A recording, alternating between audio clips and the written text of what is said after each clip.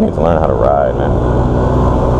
It's funny, like one of those scooters, I saw it pass me aggressively on the right just then, and I could see up ahead there was a person in a wheelchair on the road, and I'm like, what are you going to do? You're going to pass me on the right and then rear end the wheelchair? What's your plan here, buddy? And then sure enough, like 2 seconds later, I passed him right back because I you know, I've said it before, like motorcyclists have the ability to see the future, and I cannot. A good motorcyclist, that should be the title of this video. A good motorcyclist can see the future. And you don't understand how serious I am about that, because those of you that are good motorcyclists already know where I'm going with this. And if you're lost, if you ride a motorcycle and you don't know what I'm talking about, you're a bad motorcyclist. You're gonna die on your bike. What I mean is, like, so many times I'm riding along on my motorcycle and I can see like 8 cars up, a car does something, like just does something, brakes or changes lanes or something, and I think to myself, okay, if that car's braking, then the car behind it is going to change lanes, but there's a car in the other lane that's getting ready to turn left, so he's going to stop also, and that's going to create this car to do this and this car to do this, and in like 8 seconds from now, the only place to get through all those cars is going to be over there. So I start aiming for that spot that, as of right now, is completely blocked off. But I know by the time I reach that spot in a few seconds from now, it's going to open up due to the process of things that I just listed. And I am screwed because my GPS has told me to turn right, and I was on the left. Okay, I did it. I used the car as a blocker. See, I kind of did what I was complaining about. I was on the far left of the road, but then I was turning right, which is a dumb thing to do. But I saw there was a car next to me that was also turning right, and I went next to it to use it as a shield. So I couldn't have cut anybody off or whatnot because the car was already going. I minimized my dumbness in that situation. So yeah, we're driving through a large city. Yeah, I don't know. The large city was weird. Oh, I saw something I've never seen before in Taiwan. We were walking around and there was like just prostitutes standing on the street. I've never seen that. I've never seen that before. I've seen in Zhongli, you have elderly prostitutes that hang out in a park. There's a certain park that you go to. If you want like a if you want like a gummy from a 7-year-old woman, that's the place to go. But I've never seen just like street prostitution before until coming to this city, and it was like elderly women. So I think if you're young, you would be inside a brothel, and I guess if you're old, you just work the streets. Yeah.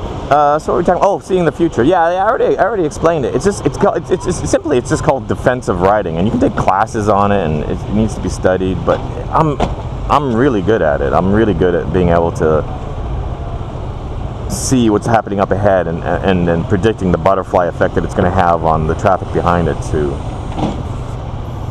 I've tried, when it comes to riding in traffic, I'd say, you know, I'm in the top like 0.0 something percentile. Like I'm better than 99 point something percent of people. I had a professional racer come do my tour. Like he actually raced, and he was an actual racer. And you put him on a scooter, and I just could not keep up with him. He was much quicker than me everywhere, and he was a proper racer, motorcycle racer. But then I said to him, I said, okay, let's see. Like I'll race you 5 sets of lights in the city here. And he's like, okay. And yeah, he could not keep up with me at all. I lost him within no time. Because I just have years and years and years of experience of predicting the chaos and the traffic flow. And it's gotten to the point where it isn't chaotic to me. It's all pretty predictable. Even the things that are unpredictable are somewhat. Yeah. So, yeah, that's it.